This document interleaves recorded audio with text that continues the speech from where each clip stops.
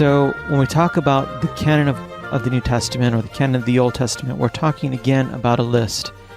And if you want to hear more about this, go back to several episodes in our first part of this series where we talked about what constitutes or what is the canon of Scripture.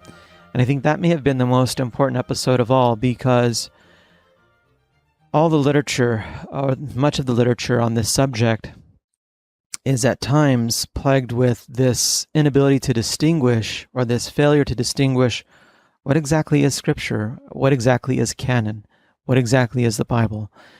And in that episode, I wanted to make the case, hopefully I didn't annoy you or make you frustrated with me, but I tried to make the case that the canon is a list.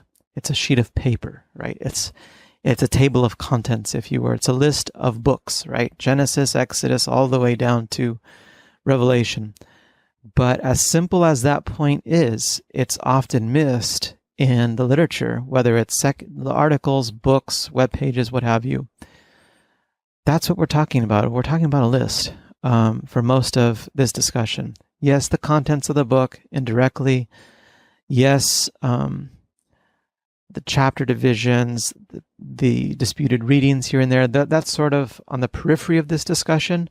But the primary thing we're talking about here when we talk about New Testament canon or Old Testament canon, it's a list. If I had my Bible here on hand, I'd open up to the table of contents and show you, right? If I did a printout, I'd pull up the sheet, right, and dangle it here in front of the screen.